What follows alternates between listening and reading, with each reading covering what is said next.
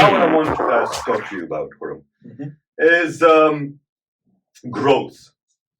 Now, thinking back to, I'm sure you don't have to think back a lot because you're currently involved in a startup as well that I'm aware of.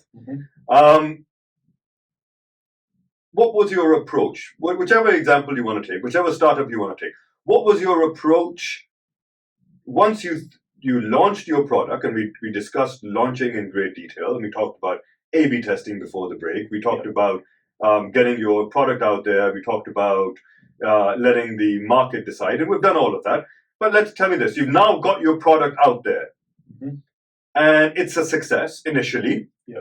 Now the question is, how do you scale up your business? How do you expand, right? Because of course, if you've got a successful product, you can't just sit there and think, you know what, I've got a successful product, it's going to take care of itself. Because it's not, is it? No. You're absolutely right.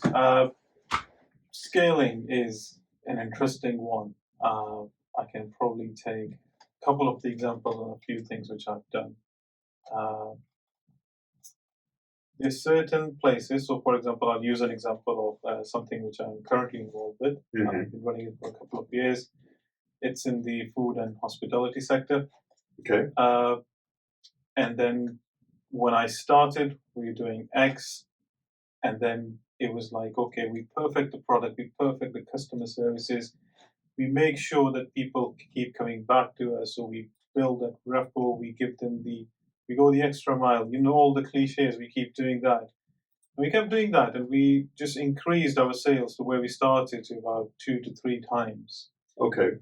And he was like, okay, that's really fantastic, I'm making good profits, it's been brilliant. How do I scale it further? Okay. And then you realize that for certain businesses, there is a ceiling. That glass ceiling comes in. Ceiling. Okay. Exactly. So, for example, if you're a food joint, or if you're selling a coffee shop or something, if you're open in a certain area, right. Even if your coffee is the best one in the area, right. There's only so many people who are going to buy it. Even, let's say, you're so brilliant that all the other coffee shops are not doing well, and then everyone is coming to you. But then you're going to reach a point, and after that, you can't scale that one up. Okay. Where do you go from next?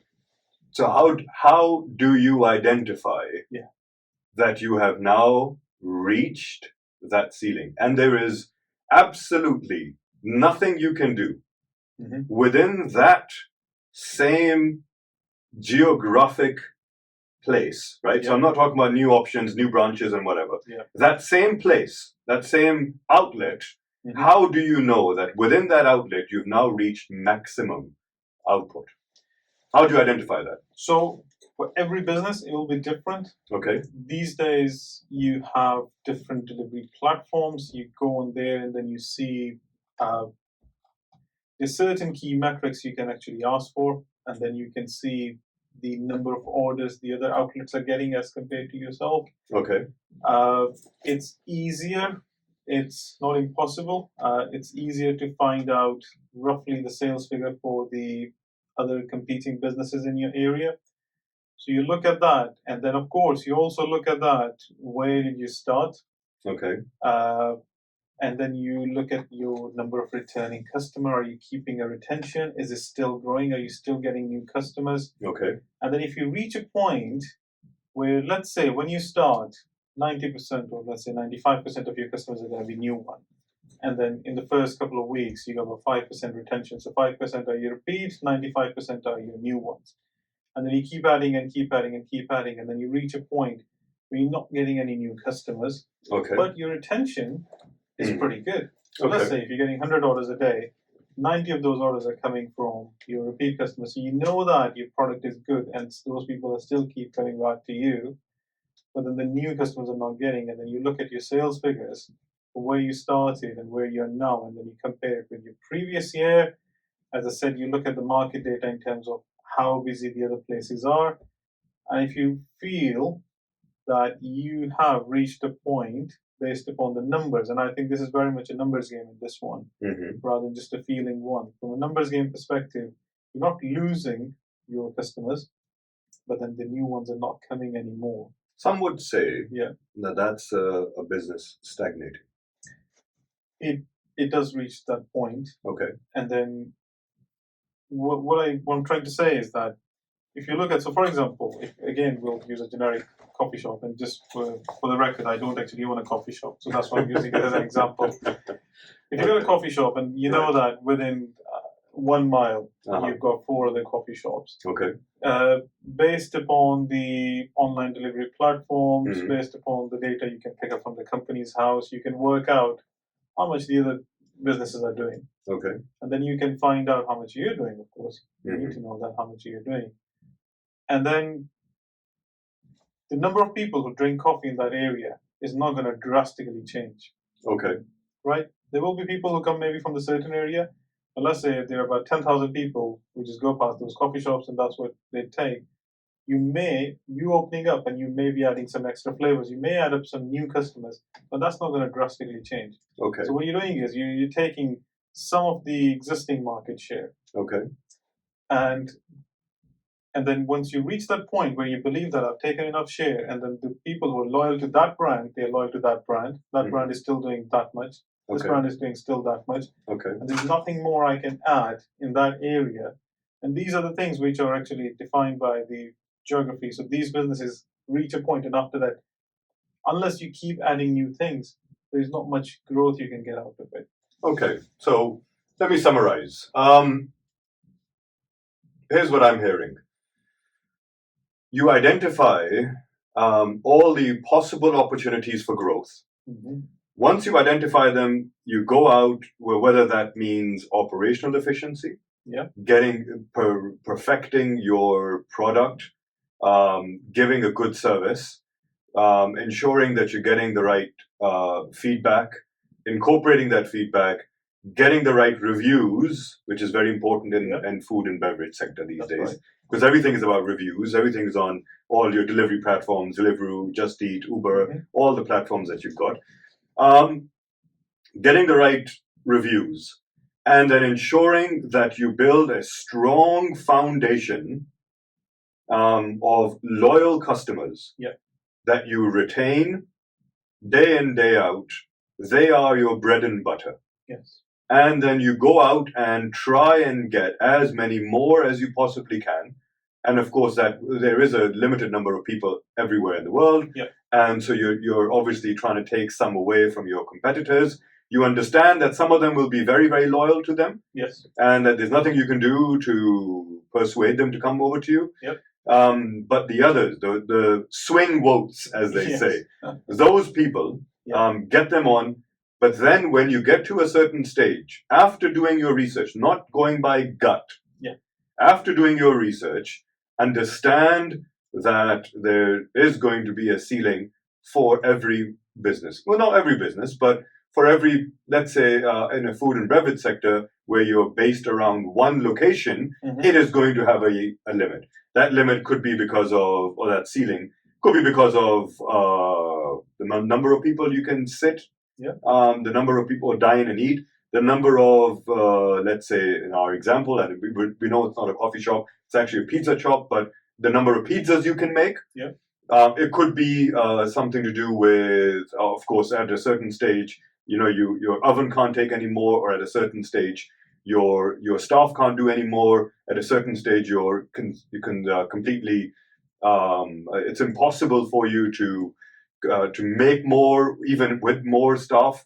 because of the space issues. And of course, let's not forget that there is a certain limit on the number of customers within the area who are your potential segment within the market. You are affording customers, people with disposable income. And once you've gone through that, then you know you've hit your ceiling. Absolutely. I think you summed it up really well, and then you highlighted something about the operations, which I can give you an example, and I'm not sure, I'm not the only business who's done it. I'm sure the other businesses have done that as well, where we have to slow down the sales because it started to impact the quality of the product we were giving out. Okay. Because there's been times where we've reached, of course, every business do the promotions and stuff and to drive the customers in.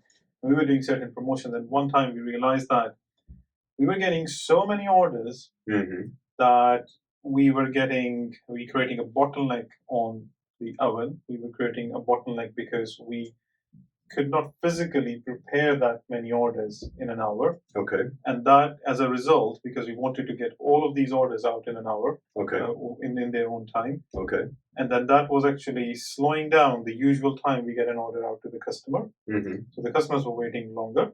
Okay. The quality was not as it would be. So, for example, if you're making 10 pizzas in an hour, you're just perfecting every single pizza. If you're making 90 pizzas an hour, you're just going to rush through things. Mm-hmm. So that is the time where you realize that you actually have an operational bottleneck, because there's only so many coffees you can make in a coffee shop in an hour. There's only so many pizzas you can make.